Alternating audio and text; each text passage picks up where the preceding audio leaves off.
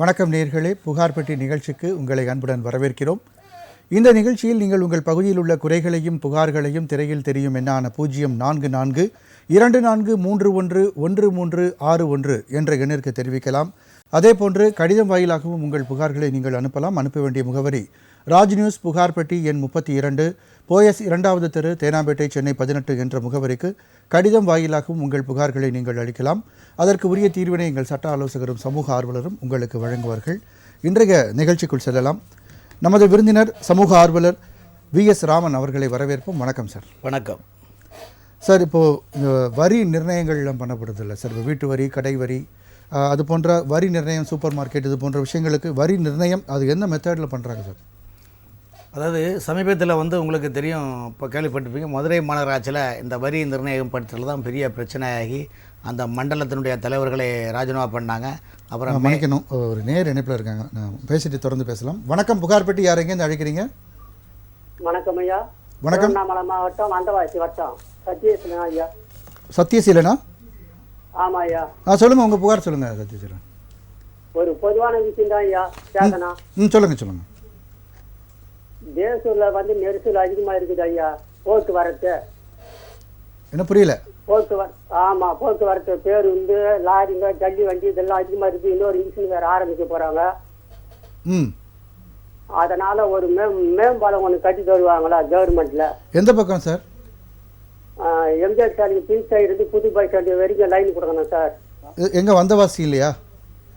வந்தவாசி தாலுக்கா தேசூர். சரி, திரு ராமன் சார். அதாவது இவர் கேட்குறத மக்களுடைய சமூக நலன் சார்ந்தது கேட்குறாங்க. பட் இது முறைப்படியாக பார்த்தீங்கன்னா அந்த தொகுதி எம்எல்ஏட்ட தான் முறைப்படியாக அது கொண்டு. ஏன்னா இது அவர் மேம்பாலம் போடுறத சாதாரண விஷயம். அது சட்டமன்றத்தில் பேசி அது துறை சார்ந்த பொதுப்பணித்துறை, நெடுஞ்சாலைத்துறை, வருவாய்த்துறை, இதில் 3 துறை சேரும். இல்லை, நெடுஞ்சாலைத்துறை, வருவாய்த்துறை, அந்த எல்லாமே அந்த டீம் சேர்ந்து அப்புறம் அந்த உள்ளாட்சி அமைப்புகள்லாம் சேர்ந்து தான் அதை எஸ்டிமேட் பண்ணி இதுக்கான சாத்தியக்கூறு இருக்குதா என்று தான் பார்ப்பாங்க. நீங்கள் சமீபத்தில் பார்த்தீங்கன்னா கடந்த 15 ஆண்டு காலமாக ஆவடி ரோடு பட்டாபுரமில் மேம்பாலம் அமைக்கிறதுக்கு பல போராட்டங்கள், பார்லிமெண்ட் வரைக்கும் அதை எம்பி எல்லாம் பேசினாங்க. அப்போ கூட முடியல, சாத்தியக்கூறு இல்லை, அதுக்கான அமைப்புக்கான சாத்தியக்கூறு இல்லை. அது பிறகு பெரிய பெரிய டெக்னாலஜி ஐடிஐ டீம்லாம் கூப்பிட்டு அதுக்கப்புறம் தான் அதை பண்ணி கொடுத்தாங்க. ஸோ அதுபோல் அவர் சொல்வார், தேசூர் என்பது பேரூராட்சி நிர்வாகம். வந்தவாசி தாலுகாவில் தேசூர் என்பது திருவண்ணாமலை மாவட்டத்தில் உள்ள பேரூராட்சி நிர்வாகத்துக்குள்ளே வருது. அவருக்கு போக்குவரத்து துறையை இது பண்ணியிருக்காரு. அந்த இது சம்மந்தமானது இவர் முறைப்படி அந்த மாவட்ட கலெக்டர்கிட்ட ஒரு புகார் கொடுங்க. திருவண்ணாமலை மாவட்ட கலெக்டர் ஒரு மனு கொடுங்க. தேவையாக இருந்தால் உங்களால் அந்த பாதிக்கப்பட்ட போக்குவரத்து சமூக ஆர்வலர்கள் சேர்ந்து ஒரு கூட்டாக கையெழுத்து போட்டு கையெழுத்து வேட்டையை வாங்கி அது மூலமாக கலெக்டர் ஒரு கடிதம் கொடுங்க. அந்த கடிதத்தை அதோட எம்எல்ஏக்கு ஒரு கடிதம் கொடுத்தா கண்டிப்பாக இதுக்கான ஸ்டார்டிங்கோட நிலைப்பாடு உருவாகும். அதுதான் முறை. சொல்லுங்க. அந்த ஏரி காரியை கொஞ்சம் சுத்தம் பண்ணுவாங்களே ஐயா. ரொம்ப இருக்கு சென்னை மாநகரமே இப்ப சுத்தமாகும் அளவுக்கு தேசூர் சுத்தமாகும் ஐயா. ஏரிக்கரை இல்லைங்க, ஏரிக்கரையை சுத்தப்படுத்துவது பொதுப்பணித்துறையில் வாட்டர் ரிசார்ட் துறை, கனிம வளத்துறை, அதாவது நீர்வளத்துறைன்னு தனியாக ஒரு துறை இருக்குதுங்க. இதுக்கும் திருவண்ணாமலை கலெக்டர் ஆஃபீஸில் நீங்கள் போனீங்கன்னா பிடபிள்யூ பக்கத்தில் நீர்வளத்துறை அதிகாரிகள் எங்கே இருக்கிறாங்க கேளுங்க. அவங்க மாவட்ட அளவில் செயற்பொறியாளர் கேடலில் இருப்பாங்க அந்த அதிகாரிகள். அவங்கள்ட்ட நீங்கள் ஒரு மனுவாக எழுதி கொடுங்க. கண்டிப்பாக ஏரிகளை தூர்வாரப்படும். காரணம், அந்த ஏரிகளை தூர்வாரத்துக்கு மத்திய மாநில அரசுகள் நிறைய நிதிகள் ஒதுக்கீடு பண்ணுறாங்க. ரெண்டாவது, அந்த மாவட்டத்திலாம் உங்களுடைய அந்த பொதுப்பணித்துறை அமைச்சரும் திருவண்ணாமலை மாவட்டத்தை சேர்ந்தவர் தான். கண்டிப்பாக அவர் தன்னுடைய சொந்த மாவட்டங்களை இது கண்டிப்பாக அதிகமாக அக்கறை கொண்டு செயல்படுவார். அதனால் நீங்கள் முறைப்படி மனு கொடுங்க. சரியா? இதுதான் ப்ரொசீஜர். ஸ்டார்டிங் இதில் இதுதான் ப்ரொசீஜர். தேங்க்யூ. நன்றி சார். அடுத்ததுக்கு நன்றி. அடுத்ததுக்கு நன்றி சார். அதான் நிகழ்ச்சி ஆரம்பத்தில் ஒரு கேள்வி கேட்டிருந்தேன், அந்த வரிகள் நிர்ணயம் பற்றி சொல்லிட்டு. அதாவது வரிகளை பொறுத்த வரைக்கும் உங்களுக்கு சமீபத்தில் மதுரை மாநகராட்சியே இந்த வரி பிரச்சனை தான் அந்த மாநகராட்சி நிர்வாகத்தை உலுக்கியது. அந்த உலுக்கத்தினுடைய பின்னணியில் பார்த்திங்கன்னா பல ஊடகங்களும் தொலைக்காட்சிகளும் பார்த்திங்கன்னா சென்னை மாநகராட்சி, தாம்பரம் மாநகராட்சி, ஆவடி மாநகராட்சி, ஈரோடு, திருப்பூர், பல மாநகராட்சிகளையும் அந்த இதுக்கு கொண்டு வந்தாங்க. இந்த பிரச்சனை எப்படி வருதுன்னா, ஒரு ஊராட்சி, பேரூராட்சி, மாநகராட்சி, நகராட்சி, அதாவது ஊராட்சி, பேரூராட்சி, நகராட்சி, மாநகராட்சி இந்த 4லுமே இந்த டேக்ஸ் டிஃப்ரென்ஸ் இருக்குது. இப்போ நீங்கள் வந்து 1000 ஸ்கொயர் ஃபீட்டுக்கு ஊராட்சி மட்டத்தில் பார்த்தீங்கன்னா ஒரு 500 நீங்கள் கட்டலாம். அதே பேராட்சியில் 700 வரும். அதே நகராட்சியில் ஒரு 1800 வரும் வச்சுக்கோங்களேன். இதே நீங்கள் மாநகராட்சினா டெவலப்மெண்ட் ஏரியா ஆகும்போது 1க்கு 3 மடங்கு ரேட்டே வரும். அப்போ 3 மடங்கு ரேட்டு வரும்போது உங்களுக்கு இடங்கள் கூடாதுல. ஒரு காலத்தில் பார்த்தீங்கன்னா இன்றைக்கி சென்னையிலேயும் சரி நம்முடைய குண்டத்தூர் போகிறவெல்லாம் பார்த்தீங்கன்னா 20 அடி ரோடு தான் இருந்தது. இப்போ ரோடை வந்து 50 அடி 60 அடி ஆகும்போது ரோடுகளை அகலப்படுத்தும் போது ஏரியா வேல்யூ கூடுது. அப்போ வேல்யூ கூடும்போது டேக்ஸுடைய வேல்யூவும் கூடுது. நீங்கள் சில இடங்களே பார்த்தீங்கன்னா நிலம் பதிவு பண்ண போகும்போது பார்த்தீங்கன்னா நீங்கள் வாங்கின இடத்த விட அந்த இடத்துல ரெண்ட் கவர்மெண்ட் வேல்யூ அதிகமாக இருக்கும் ரேட்டு வந்து. அப்போ அதிக ரேட்டை வச்சா நீங்கள் வந்து ஆமாம் கேட்லைன் வேல்யூ ரேட் இருக்கும். அந்த அதிக லைனை வச்சா நீங்கள் ரேட்டை ஃபிக்ஸ் பண்ணி அதை வச்சா நீங்கள் பத்திரப்பதிவு பண்ண முடியும். இது வந்து பல ஆண்டு காலமாக அந்த லேண்டு வேல்யூவில் கட்டமைப்பு இருக்குது.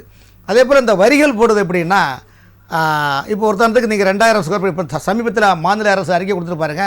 ஊராட்சி மன்றங்களில் அனுமதி இல்லாத வீடுகளுக்கு சீல் வைக்கணும். அதுக்கு ஊராட்சி மன்றத்தில் அதிகாரம் கொடுத்துருக்காங்க. ஏன்னா நிறைய இடங்களில் பார்த்தா பெரும்பாலும் ஊராட்சி மன்ற கிராமத்திலலாம் அப்ரூவ் வாங்க மாட்டாங்க. அவங்களுக்கு வசதியே கொஞ்சம் கம்மி. அதனால் அதுக்கு ஒரு குறிப்பிட்ட எல்லை மாரி அவங்க தளம் போட்ட வீடுகளை கட்டினாங்களா ஒரு குறிப்பிட்ட ஒரு 2000 ஸ்கொயர் ஃபீட்டில் கேட்டால் நீங்கள் ஏன் அனுமதி வாங்கல அதுக்கான விளக்கம் கேட்டு அதுக்கான முறைப்படியான அப்ரூவ் வாங்கி அதுக்கு வரி டேக்ஸ் கட்டணும் என்பது தான் இப்போ கவர்மெண்ட் புதுசாக ரூல்ஸ் போட்டிருக்குது. இப்போ இந்த வரிகள் கட்டும்போது பார்த்தீங்களா 2000 ஸ்கொயர் ஃபீட் நீங்கள் கேட்டால் 2000 ஸ்கொயர் ஃபீட்டில் நீங்கள் டேக்ஸ் கட்டலாம். இந்த 2000 ஸ்கொயர் ஃபீட்டில் டேக்ஸ் கட்டும்போது பார்த்தீங்கன்னா எல்லாமே நீங்கள் அந்த காலத்தில் பார்த்தீங்கன்னா வெள்ளைக்காரங்க காலத்தில் தால்சதாருக்கு கையில் ஒரு பை இருக்கும் பார்த்தீங்களா, ஒரு சின்ன பேக் லெதர் பேக் இருக்கும் அந்த காலத்தில். அந்த பேக்கை திறந்து பார்த்தீங்கன்னா ஒரு ரப்பர் ஸ்டாம்பு பேடு, ஒரு ஸ்டேப்லர் பின்னு, ஒரு பேப்பர், 2 பேனா பென்சில் இருக்கும். வந்து இவங்க சாயங்காலம் காலையெல்லாம் ரவுண்ட்ஸ் எடுத்துகிட்டு சாயங்காலம் தால்சார் அந்த அலுவலகத்தில் போகும்போது பார்த்தீங்கன்னா இந்த லேண்ட் சர்வே இருக்குது பார்த்தீங்களா, பட்டா கொடுக்குற லேண்ட் சர்வேன்னு சொல்லுவாங்க. அந்த லேண்ட் சர்வேயில் அந்த பட்டா வந்து எப்படி தாசில்தார் அட்டாச்மெண்ட் பண்ணிருக்காங்கன்னா இது தமிழ்நாடு அரசு போல அந்த காலத்தில் வெள்ளைக்காரன் காலத்தில் உள்ள கொண்டிருக்காங்க. அப்போ ஒரு 5 ரூபா கொடுப்பாங்க கை செலவுக்கு, வழி செலவுக்கு, டீ செலவுக்குன்னு சொல்லுவாங்க அந்த காலத்தில். வந்து இந்த 5 ரூபாவில் ஆரம்பித்து தான் கையூட்டு என்பது பொருள் வந்து வெள்ளைக்காரன் காலத்தில் அது கை செலவுக்காக கொடுத்தது. காரணம்னா பஸ்ஸில் ஏறி போனோம் அங்கே, அப்போல்லாம் அந்த ஜீப்பெல்லாம் கிடையாது, கஷ்டம். ஸோ அந்த 5 ரூபாயில் ஆரம்பித்த கையூட்டு இன்னைக்குன்னா 5 ரூபா மரியாதை கிடையாது. இப்போ 500 கூட மரியாதை கிடையாது. 2000, 3000, 10,000, 10 லட்சம் அப்படி கோடிக்கணக்கான ஒரு நிலைப்பாடு உருவாகின்றது. இந்த உருவாகின்ற போது பார்த்திங்கன்னா நீங்கள் வீடு கட்டும்போது வீடுகளுக்குன்னு ஒரு வரி இருக்குது. அதே வீடுகளுக்கு பின்னால் வீடு இருக்கும், முன்னால் கடை இருக்கும். கடை என்பது கமர்ஷியல் வரி இருக்கும், வணிக நோக்கத்தில் உள்ள வரி. அப்போ வணிக நோக்கத்தில் வரினா 3 மடங்கு ரேட்டு அதுக்கு கூட இருக்கணும். வந்து அதே போல் நீங்கள் ஷாப்பிங் காம்ப்ளெக்ஸ் கட்டுறீங்களா அதுக்குன்னு வரி இருக்குது. அதே போல் திருமண மண்டபம் கட்டுறது, தொழிற்கூடங்கள் கட்டுறது, தொழிற்கூடங்களுக்கு 3 ரூபா ஒரு ஸ்கொயர் ஃபீட் கிட்டனா திருமண மண்டபங்களுக்கு பார்த்தீங்கன்னா 2 ரூபா 50 பைசா வரும். இதே நீங்கள் வந்து ஷாப்பிங் காம்ப்ளெக்ஸ் மாலுன்னா அதுக்கு ஒரு 50 பைசா குறையும். இதே நீங்கள் வெறும் வீடுன்னா 1 ரூபா. அதான் அதுக்கு உதாரணத்தை சொல்கிறேன், கிட்ட கொண்டு சூழ்நிலை வரும். இப்போ இந்த இதில் வந்து இது ஏன் இவ்வளோ பிரச்சனை நிறைய இடங்களில் இப்போ சமீப காலமாக உள்ளாட்சித்துறை அமைப்பில் ஊராட்சி, பேராட்சி, நகராட்சி, மாநகராட்சியில் வீட்டு வரி கட்ட போகும்போது, வணிக வரி கட்ட போகும்போது இவ்வளோ பிரச்சனைகள் ஏன் அதிகமாக உள்ள ஆகுதுன்னா இங்கே வந்து பொலிட்டிக்கல் தலையீடு அதிகமாக இருக்கும். ஏன்னா 2016 2021 உள்ளாட்சி மன்றம் கிடையாது, போர்டு கிடையாது. அப்போ அதிகாரிகள் தான் ஃபுல் டீல் பண்ணாங்க. இப்போ 2021 திமுக ஆட்சி வந்த பிறகு முறைப்படியாக உள்ளாட்சி தேர்தல் வச்சாங்க. இப்போ உள்ளாட்சி தேர்தல் வைக்கும்போது என்னென்னா ஊராட்சி, பேராட்சி, நகராட்சி, மாநகராட்சியில் பார்த்தீங்கன்னா நிறைய நகராட்சி, மாநகராட்சியில் பார்த்தீங்கன்னா பெண் தான் தலைவராக இருப்பாங்க. ஆமாம், அந்த ரிசர்வேஷன் அடிப்படையில் ஒதுக்கீடு அடிப்படையில் பெண் ஒரு சேர்மேன் ஒரு ரூமில் இருப்பாங்க. சேர்மேன் கணவர் பக்கத்தில் ரூம் எடுத்து வச்சிருப்பாங்க. அப்போ ரூம் எடுத்து வச்சுக்கும் போது என்ன அங்கே உள்ள அதிகாரிகள், வருவாய்த்துறை அதிகாரிகள் ஆட்டோமேட்டிக்காக சேர்மேன் கிட்ட டைவ் ஆகி தான் ஆகணும். கண்டிப்பாக சார், தொடர்ந்து பேசுவோம் இன்னும் விரிவாக. நேர் இணைப்பில் இருக்காங்க. வணக்கம், புகார்பட்டி. யார் எங்கேருந்து அழைக்கிறீங்க? ஐயா, என் பேர் அப்பாதுரைங்க ஐயா. எந்த ஊர்லேருந்து கூப்பிடுறீங்க? சைதாப்பேட்டைங்க, சென்னை தாங்க ஐயா. சொல்லுங்க சார், உங்களுடைய புகார் சொல்லுங்க சார். அப்பாதுரை சார். என்னோட புகார் என்னன்னா 180 அடி ஆழம் கொண்ட ஆழ்துளை கிணறு இருக்குங்களா, போர். ஆமா, அதுல வெறும் 30 அடி பைப்பு தான் இருக்குது. சரி. அதுல தண்ணி வரலங்க ஐயா. 180 அடி ஆழத்துக்கு வெறும் 30 அடி பைப்பு மட்டும்தான் தற்போதைக்கு இருக்குது, தண்ணி வரல. அதை வந்து நானே இங்க சைதாப்பேட்டில் நம்ம சைதாப்பேட்டிலே போய் கம்ப்ளைண்ட் கொடுத்துட்டு வந்தேன். 3 மாசத்துக்கு முன்னாடி 3 மாசமா அழுதுன்னு கலெக்டர் ஆபீஸ்லயும் மனு கொடுத்தேன். மனுக்கு பதில் வந்துக்குது, கோரிக்கை அனுப்பப்பட்டது சம்பந்தப்பட்ட துறைக்கு. நான் அந்த லெட்டரும் வச்சுருக்கிறேன். சரி. இன்னைக்கு வரைக்கும் இன்னும் வந்து செய்து தரலங்கய்யா. 3 மாசமா நான் அலையாத இடம் இல்லை, மாற்றுத்திறனாளி வேற நானு. சரி, ஒரு திரு ராமன் சார். அது எந்த ஏரியா சார்? சேதப்பட்டையா? ஆமாங்க ஐயா, சேதப்பட்ட கோர்ட்டுக்கு அப்படியே ஆப்போசிட். நான் என் வீட்டு அட்ரஸ் கூட சொல்றேன் ஐயா. இல்லை அது ஓகே, வீட்டு அட்ரஸ் இருக்கட்டும். அந்த இடம் வந்து கோடம்பாக்கம் மன்றத்தில் வருதா அல்லது அடையாறு மன்றத்தில் வருதா? அடையாறு மண்டலம் ஐயா, 13 மண்டலம் 13 அடையாறு மண்டலத்தில் நீங்கள் வந்து அங்கே உள்ள உதவி ஆணையருக்கு மனு கொடுத்தீங்களா? இங்க இல்லைங்க ஐயா, ஆன்லைன் கம்ப்ளைண்ட் கொடுத்தேன் மெட்ரோ வாட்டர் இதுல. ஓ, மெட்ரோ வாட்டர் சொல்கிறீங்களா நீங்கள்? மெட்ரோ வாட்டர் இதுதான் அதை சேருது போட் தண்ணியும். சரி, ஓகே. மெட்ரோ வாட்டரில் நான் வந்து அங்கே மண்டலம் அந்த அடையாறு காந்தி நகரில் அது ஏரியா 13ன்னு சொல்லுவாங்க. அந்த 13ல் வந்து ஏரியா இன்ஜினியர் இருப்பாங்க. சரிங்க ஐயா. அந்த ஏரியா இன்ஜினியருக்கு நீங்கள் முறைப்படி கம்ப்ளைண்ட் கொடுங்க, மனு கொடுங்க, இந்த மாதிரி நாங்கள் பண்ணியிருக்கோம்னு சொல்லுங்கள். அது இல்லாம கம்ப்ளைண்ட் கொடுத்துட்டேங்க ஐயா. இங்க சைதாப்பேட்லயே அந்த ஆபீஸ் இருக்குது. அது இல்லாம ஹெட் ஆபீஸ் ஆன்லைன் கம்ப்ளைண்ட் இருந்தாங்களா, அதுலயும் கொடுத்துட்டேன். சரி, கலெக்டர் ஆபீஸ்லயும் மனு கொடுத்துருக்கேன். இத்தனை இடமும் இல்லை கலெக்டர் ஆஃபீஸுக்கு சம்மந்தம் கிடையாது. ஏன்னா சென்னையை பொறுத்த வரைக்கும் மெட்ரோ வாட்டரு உள்ளாட்சி அமைப்புகள் எல்லாமே பார்த்தீங்கன்னா மாநகராட்சி மெட்ரோ வாட்டர் நிர்வாகம் தான் அதை பார்க்குது. ஸோ கலெக்டர் ஆஃபீஸ் இதுக்கு சம்மந்தம் கிடையாது. கலெக்டர் ஆஃபீஸுக்கு கொடுத்தீங்கன்னா ரெஃபர் பண்ணி சம்மந்தப்பட்ட துறைக்கு அனுப்புவாங்களே தவிர்த்து சென்னையை பொறுத்த வரைக்கும் கலெக்டர் ஆஃபீஸ் சம்மந்தம் கிடையாது. லெட்டர் வந்துக்குதுங்க ஐயா. சரி, இன்னும் 3 மாசத்துக்கு ஆகுது, இன்னும் வந்து செய்து தரல. நான் எங்க போய் என்ன பண்றதுன்னு தெரியலங்க ஐயா. இல்லை கண்டிப்பாக வந்து இங்கே இப்போ புகார் பெட்டியில் சொல்லியிருக்கீங்கல்ல, ஆமாங்க அதில் கண்டிப்பாக உங்களுக்கு வந்து அந்த உங்களுக்கு எந்த வார்டு அதை சொல்றது தெரியுமா? உங்களுக்கு சொல்லுங்கள். 169 ஐயா. 169 வார்டில் என்ன தெரு? தெரு வெங்கடாபுரம் ஐயா. அட்ரஸ் தெரியுங்க ஐயா. வெங்கடாபுரம். வெங்கடாபுரம். வெங்கடாபுரம். வெங்கடாபுரம். நம்பர் 28. என் பேர் Appadurai. Number 28 B block, Venkatapuram, Saidapet, Chennai 15 ஐயா. Okay okay okay okay okay. இந்த புகார் பெட்டி மூலமாக இதை கண்டிப்பாக வந்து சென்னை மெட்ரோ வாட்டர் துறையில் ஏரியா 13 அடையாறில் இருக்கிற அந்த காந்தி நகர் ஆஃபீஸில் கண்டிப்பாக உங்களுடைய கோரிக்கை நாங்கள் இந்த புகார் பெட்டி மூலம் பதிவு பண்ணுவோம். கரெக்டா? 3 மாசமா அழிஞ்சுக்கிறேங்க ஐயா. இப்போ நான் தற்செயலா டிவியில பார்த்துட்டு தான் உங்களுக்கு பண்ணுங்க ஐயா. சரி, ஓகே. கண்டிப்பாக உங்களுக்கு இதுக்கான சொல்யூஷன் கிடைக்கும். சரியா? நன்றி, அழைத்ததுக்கு நன்றி சார். அதான் நீங்கள் பேசிட்டு இருந்தோம் வரிகள் பற்றி. இப்போ சமீபத்தில் நீங்கள் சொன்னீங்க, அதாவது இப்போ ஷாப்பிங் மால்ஸ் அந்த மாதிரி இடங்களில் வந்து வரி உயர்வு, இது மேலே கரண்ட் சார்ஜ் வந்து உயர்வு ஆனது அப்படின்னா அவங்க வந்து அங்கே குடியிருக்கிற அல்லது அந்த வாடகைக்கு இருக்கக்கூடிய கடை முதலாளிகள்கிட்ட தான் அவங்க அதிகமாக சார்ஜ் பண்ணுறாங்க. சமீபத்தில் வணிகர் சங்கம் சார்பாக போராட்டம்லாம் கூட நடைபெற்று உங்களுக்கு நினைவு இருக்கலாம். இந்த இஷ்யூ நீங்கள் எப்படி பார்க்குறீங்க சார்? இல்லை என்ன பிரச்சனை சார், இப்போ நீங்கள் ஒரு வணிக ஃப்ரெண்டில் ஒரு கடைகளை 50 கடை 10 கடை கட்டுறீங்க, பின்னால் வீடுகளை கட்டுறீங்களா, இது வந்து வரி போடுறது அந்த வார்டு பார்க்கக்கூடிய பில் கலெக்டரும் அதுக்கு அடுத்தபடி வரியை நிர்ணயிக்கக்கூடிய அசஸர்னு சொல்லுவாங்க. அதுக்கு சென்னை மாநகரத்தில் அசஸர்னு சொல்லுவாங்க. அதர் கார்பரேஷன் முனிசிபாலிட்டியில் ஆர்ஐன்னு சொல்லுவாங்க. இதுக்கு அடுத்து ஏஆர்ஓன்னு சொல்லுவாங்க. அவங்க தான் உங்களுக்கு நிர்மாணிக்கணும். ஆனால் இதில் என்ன ஒரு பிரச்சனைன்னா, இந்த மாதிரி கமர்ஷியல் காம்ப்ளெக்ஸ் இந்த மாதிரி கட்டும்போது என்னென்னா அந்த வார்டை சார்ந்த சம்மந்தப்பட்ட மக்கள் பிரதிநிதிகள் என்ன பண்ணுவாங்கன்னா அந்த வார்டு பார்க்கக்கூடிய பில் கலெக்டர்ட்டையும் அந்த ரெவன்யூ ஏஆர்ஓன்னு சொல்லுவாங்க, என்ன கேட்காம டேக்ஸ் போடக்கூடாதுன்னு சொல்லுவாங்க. ஸோ இங்கே தான் பிரச்சனையே வருது. இன்றைக்கி தமிழ்நாட்டில் இன்றைக்கி எல்லா மாநகராட்சி நகராட்சியில் வந்து இந்த டேக்ஸ் போடுறதில் மிகப்பெரிய விசுரூபமான வெளிப்படையாக வந்தது பொலிட்டிக்கல் மூவ்மெண்ட்டில் அங்கே உள்ளே இருக்கும்போது பில் கலெக்டர் உண்மையான வரி அங்கே போட முடியாது. ஒரு வரி நீங்கள் வந்து 10,000 ரூபாய்க்கு டேக்ஸ் போடுறோம், அந்த 10,000 ரூபாய் டேக்ஸ் போடுறோன்னா அந்த பில் கலெக்டர் 2,000 கொடுப்பாங்க அந்த வீட்டுக்காரங்க, அவ்வளோதான். அதுக்கு மேலே இன்னும் வராது. வந்து அது எப்படி நான் வந்து டேக்ஸ் அந்த ஸ்கொயர் ஃபீட்டை கம்மி பண்ணி போட்டால் இதாக பார்க்கலாம். ஆனால் அதே நேரத்தில் என்னென்னா நீங்கள் முறைப்படி அப்ரூவ்டு வாங்கி கட்டினீங்கன்னா நீங்கள் கொடுக்க வேண்டிய அவசியம், அது கூட கொடுக்க வேண்டிய அவசியம் கிடையாது. நான் வந்து பக்கம் அளந்து பார்த்தா நீங்கள் போட போகிறீங்க.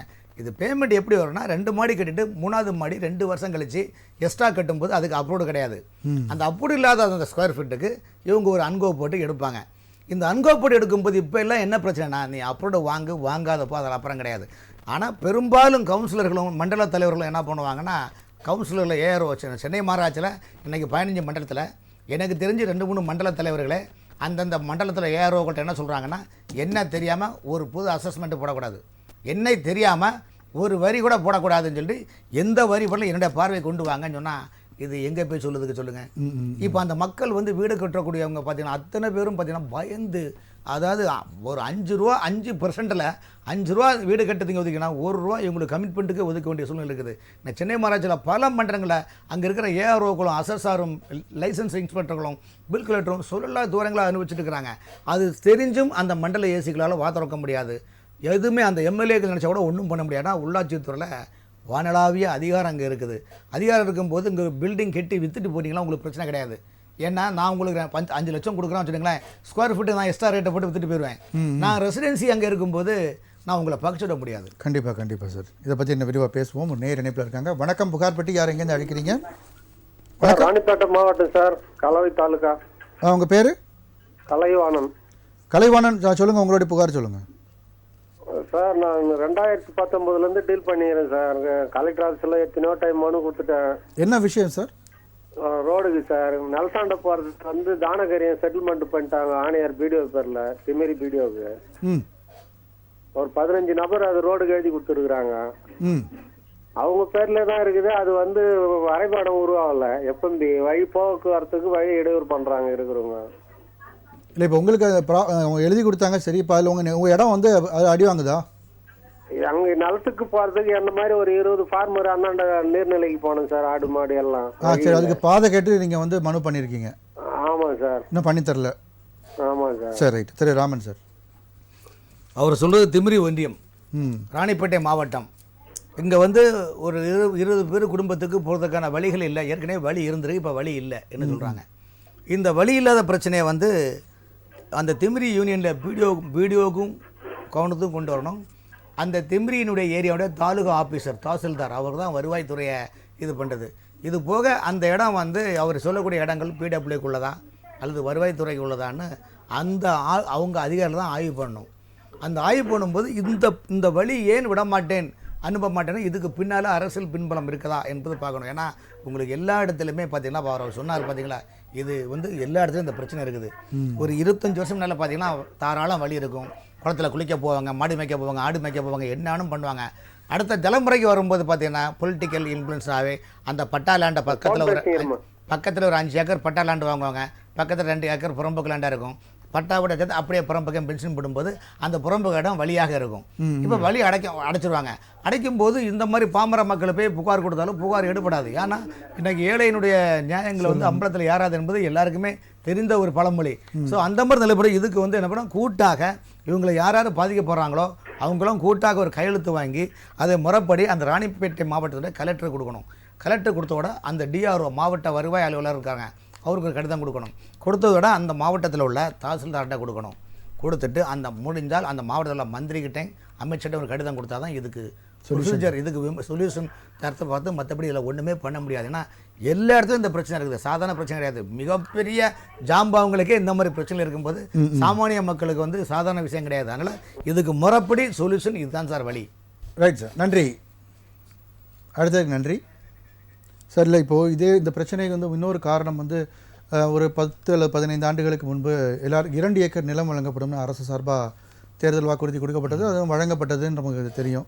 ஸோ அதற்காக நிறைய ஆக்கிரமிப்புகள் இருந்தது. அது கூட ஒரு ரீசன்ஸ்ன்னு சொல்ல முடியாது. நிறைய இடங்கள் இந்த நீர்பிடிப்பு பகுதிகளில் இடங்கள் ஆக்கிரமிக்கப்படுறதுக்கு இல்லை. அதாவது நீங்கள் ஹிஸ்டாரிக்கல் ரீதியாக எடுத்து பார்த்தீங்கன்னா, பிரிட்டிஷ்காரங்க காலத்தில் அந்த நிலப்பிரபுக்கள்னு ஒரு இருக்குல்ல, ஒரு அளவுகோலுக்கு மீறி இடம் இருந்தால் அதை கவர்மெண்ட் கையில் கையகப்படுத்தும். ஆனால் அந்த லேண்டை அந்த காலத்தில் என்ன பண்ணுவாங்கன்னா, வெள்ளைக்காரன் காலத்தில் என்ன பண்ணுவாங்கன்னா, இப்போ நாட்டுக்கு சுதந்திரத்துக்கு போராடுறாங்கல்ல, சுதந்திரத்துக்கு அதிதீவிரமாக போராடுவாங்க. பெரிய பெரிய தலைவர்களாக இருக்கிறாங்க. அதிதீவிரமாக பயன்படுத்தி வெள்ளைக்கார சிப்பாய்களை அடிக்கிறது, அவங்கள இந்த மாதிரிலாம் பண்ணும்போது அதில் உள்ளூரில் எட்டப்பர்களை உருவாக்கிடுவாங்க.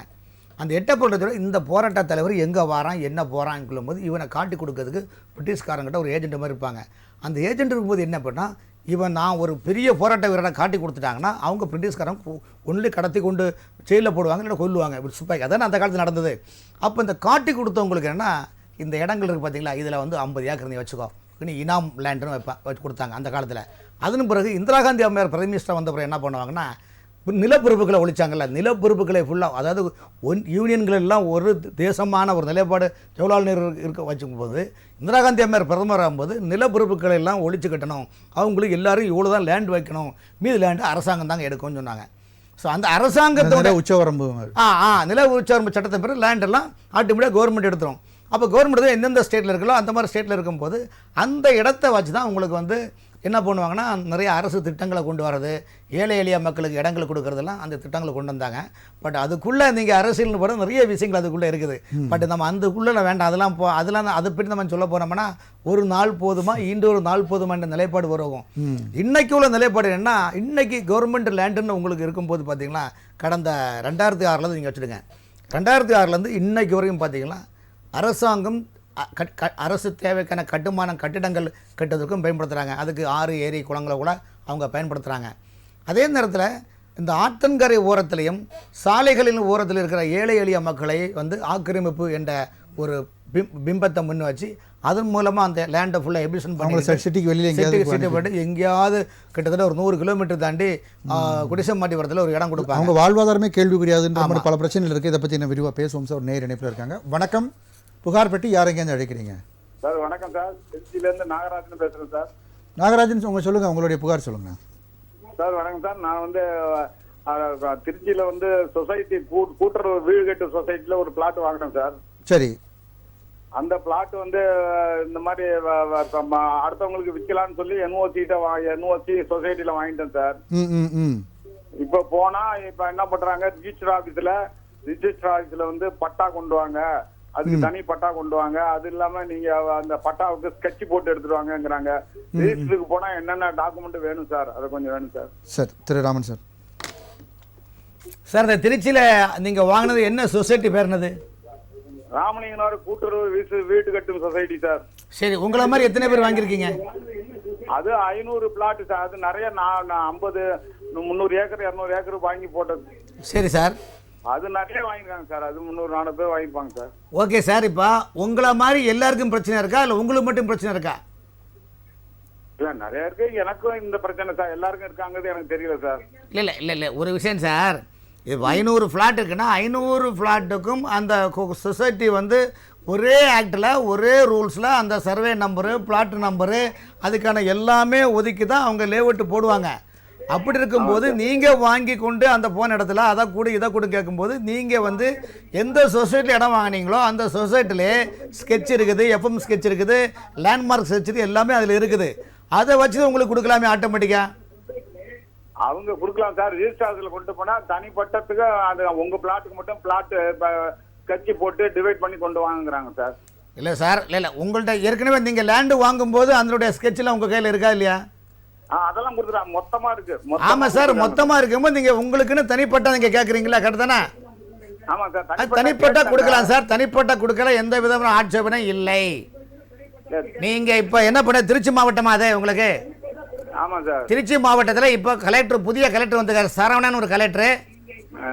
நீங்க அவர்கிட்ட போய் திங்கக்கிழமை தோறும் மனு கொடுக்குறீங்கல்ல, மனு கொடுத்துட்டு எங்கள் முறைப்படி இதை சொல்லுங்கள். கண்டிப்பாக சொல்லிக்கிட்டு அடுத்த ரவுண்டு எங்ககிட்ட நீங்கள் இதே புகார்படி நிகழ்ச்சி வாங்க, சரியா சார்? ரிஜிஸ்டர் ஆஃபீஸில் போனால் இந்த ரெக்கார்ட்ஸ்ல தேவையா சார்? இந்த பட்டா தனி பட்டா தேவையா சார் அதுக்குன்னு கேட்குறேன் சார். இல்லை சார், ஒரு விஷயம் சார், அவங்க அதில் ஏன்னா ஒரு விஷயங்களை ஒரு 50 பிளாட்டு போகிறாங்கன்னா 50 பிளாட்டுக்கும் ஒரே இதுதான் survey number, survey number plot number தான் உங்களுக்குள்ள பிளாட் நம்பர். ஆனால் அது கொடுக்கலாம், அதுக்கு உங்களை சுத்த விடுறாங்கன்னு நினைக்கிறேன். அதனால் அது பற்றி நீங்கள் மாவட்ட கலெக்டர்கிட்ட நீங்கள் புகார் மனு கொடுங்க. நீங்கள் இப்போ சொன்னீங்கல்ல, இப்போ தான் தமிழக அரசு உங்கள் தொகுதியில் முதல்வர் திட்டத்தில் உங்களுடன் ஸ்டாலின் திட்டத்தில் நிறைய மனுக்கள் கொடுக்க வாங்குறாங்க. அந்த மனுக்கள் மூலமாக நீங்கள் கொடுங்க, கண்டிப்பாக சொல்யூஷன் கிடைக்கும், சரியா? 30 நாளைக்குள்ள தீர்வு. தேங்க்யூ. நன்றி. அடுத்த நன்றி. இல்லாதான் சார், இப்போ இந்த வாழ்வாதாரமே பாதிக்கப்படுதுன்னு சொல்லியிருந்தாங்க. அதாவது கண்ணகி நகர் போன்ற இடங்களில் இங்கே இருக்கக்கூடிய மக்களை குடிபெயர்ந்ததுனால அவங்களுடைய வாழ்வாதாரங்கள் பாதிக்கப்படுதுன்னு பேசிட்டு இருந்தோம். ஒரு 5 ஆண்டுகளுக்கு முன்னால் மழை காஞ்சிபுரம் மாவட்டம் செங்கல்பட்டு மழை பெய்யும்போது எல்லாமே தண்ணிக்குள்ளே முங்கிச்சு. வீடெல்லாம் பார்த்தீங்கன்னா 2 மாடியெல்லாம் தண்ணிக்குள்ளே முங்கிச்சு. அப்போ காஞ்சிபுரம் ஒருங்கிணைந்த மாவட்டம் அந்த கலெக்டர், பெண் கலெக்டர் எங்கெங்கே நீர் தடம் இருக்கோ அதெல்லாம் இடித்து வாரி கம்ப்ளீட்டாக இது பண்ணாங்க. அந்த பிறகு தான் அவங்களுக்கு அந்த ஆறுலாம் பார்த்திங்கன்னா நம்முடைய இந்த அனகப்புத்தூர் ஆறுலாம் அபிஷன் பண்ணி சரன்னு போச்சு. அதில் அந்த நேரத்தில் தான் பார்த்திங்கன்னா சென்னையில் மணப்பாக்கத்தில் இருக்க தனியார் மருத்துவமனையில் கூட நிறைய நோயாளிகள் தண்ணி முங்கி இறந்தாங்கன்னு உங்களுக்கு தெரியும். ஆனால் அந்த மணப்பாக்கத்தில் பார்த்தீங்கன்னா ஆற்றுக்குள்ளே தான் இன்றைக்கும் பெரிய பெரிய விஐபிகள் வீடு கட்டிருக்கிறாங்க. ஆனால் அங்கே யாருமே எதிரும் கை வைக்கல. இப்போ 2 மாதத்துக்கு முன்னால் அனகப்புத்தூரில் பார்த்தீங்கன்னா ஏற்கனவே எபிஷன் பண்ணிட்டாங்க. திரும்பவும் பார்த்திங்கன்னா அங்கே உள்ள இது புறம்போக்கு இடம் சர்வீஸ் ரோட்டில் வந்து பார்த்தீங்கன்னா கிட்டத்தட்ட பலாயிரம் வீடை அடித்து தூக்கி எல்லாம் அவங்க வெளியில் கொண்டு போட்டு அது. ஆனால் என்ன சொல்கிறாங்கன்னா நீதிமன்றம் மாண்புமிகு நீதிமன்றம் உத்தரவுன்னு சொல்கிறாங்க. மாண்புமிகு நீதிமன்றம் என்ன சொல்லுதுன்னா கூவாற்றுக்கான அந்த காலத்து வழித்தடங்களை ரெடி பண்ணி கொடுங்கன்னு சொல்கிறாங்க. ஆனால் அனகாபுத்தூரில் தாம்பரம் நகராட்சி லிமிட்டுக்குள்ள இருக்கிற அனகாபுத்தூரில் உள்ள அந்த ஆத்தங்கரை ஓரத்தில் மட்டும் எபிஷனை மட்டும் நீங்கள் எடுத்துக்கிட்டு அப்போ ஏன் மணப்பக்கம் வழியாக எங்கேயுமே எடுக்கலையே? அப்போ ஒரு கண்ணில் வெண்ணையும் ஒரு கண்ணில் சுண்ணாம்புமா தானே அங்கே செயல்பட்டிருக்கின்றது மக்கள் கேட்கின்றார்கள். அதைத்தான் இந்த புகார்பட்டியிலே முன்வைக்கிறோம். கண்டிப்பாக. வணக்கம், புகார்பட்டி. யார் எங்கேருந்து அழைக்கிறீங்க? ஓகே, அதான் சார். இப்போ இந்த ரெரா கொண்டு வந்தாங்களே சார், இப்போ ரெரா வந்ததுக்கு பிறகு நீங்கள் சொன்னீங்க நிறைய இடங்களுக்கு அந்த நிலங்களுக்கெல்லாம் ஃபார்முலேட் பண்ணுறேன்னு சொல்கிறாங்க. இந்த ரெரா வந்ததுக்கு பிறகு கொஞ்சம் ஃபார்முலேஷன் கரெக்டாக இருக்கா, இல்லைனா பிரச்சனைகள் தொடர தான் செய்தா சார்? இப்போ சார் உங்களுக்கு ஒரு விஷயம் சார், உங்களுக்கு பிரச்சனை என்னென்னா இதெல்லாம் நாங்கள் சில விஷயங்கள் வெளிப்படையாக சொல்ல முடியாமல் தவிச்சிட்டு இருக்கிறோம். காரணம்னா தமிழ்நாட்டில் 38 மாவட்டம் இருக்குது சார். இந்த 38 மாவட்டத்துக்குள்ளே ஒரு மாவட்டத்தில் ஒரு கலெக்டர் கீழே ஒரு டிஆர்ஓக்குள்ளே 2 இல்லை 3 ஆர்டிஓ ஒரு ஆர்டிஓக்குள்ளே 3 அல்லது 2 தாசில்தார் வராங்க, ஒரு எஸ்பி வராங்க, 3 மாவட்டத்தில் 2 மாவட்டத்தில் ஒரு மந்திரி வராங்க. இவர்களெல்லாம் சேர்ந்து அந்த மாவட்டத்தை டெவலப்மெண்ட் தான் பண்ணுள்ள நாம்ஸு. ஆனால் சாமானிய மக்கள் அதிகாரிகளை சந்திக்க முடியல சார். சந்திக்கிறது பெரிய தாசில்தாரை சந்திக்கிறதுக்கு பார்த்தீங்கன்னா ஏதோ பிளாக்கில் சினிமா தேட்டரில் போனால் கூட பிளாக்கில் டிக்கெட் வாங்கி படம் பார்த்துடலாம். ஆனால் ஒரு தாசில்தாரை சந்திக்க முடியாத நிலைமை சார். கண்டிப்பாக. அப்படிங்கும்போது மக்கள் சாமானிய மக்கள் எப்படி சார் உங்களுக்கு வாழ்வாங்க சொல்லுங்கள்? வாழ்வாதாரம் சார், இறப்பு சான்றிதழ் பிறப்பு சான்றிதழ் எது போனாலும் உங்களுக்கு அங்கே புரோக்கர் மூலமாக தான் போக வேண்டிய சூழ்நிலை ஏழை நடுத்தர மக்களுடைய நிலைப்பாடு இருக்குது சார். கண்டிப்பாக சார். இன்னொரு நிகழ்ச்சியில் கூட நம்ம இதை பற்றி நம்ம விரிவாக பேசலாம் சார். இப்போ நிகழ்ச்சியை நிறைவு செய்ய வேண்டிய நேரத்துக்கு வந்துட்டோம். இன்றைக்கி நம்ம நேர்களுடைய பல்வேறு கேள்விகளுக்கும் உரிய தீர்வினை நீங்கள் சொன்னீங்க. அதே மாதிரி மக்களுக்கு பயனளிக்கக்கூடிய விஷயமா பல விஷயங்கள் நம்ம விவாதித்தோம். அதுவும் கண்டிப்பாக நேர்களுக்கு பயனுள்ளதாக அமைஞ்சிருக்கும் நான் நம்புகிறேன். உங்கள் நேரத்தை செலவிட்டு இந்த நிகழ்ச்சியில் கலந்து கொண்ட உங்களுக்கு நன்றி. நன்றி. மீண்டும் ஒரு புகார்பட்டி நிகழ்ச்சியில் சந்திப்போம் நேர்களே. நன்றி, வணக்கம்.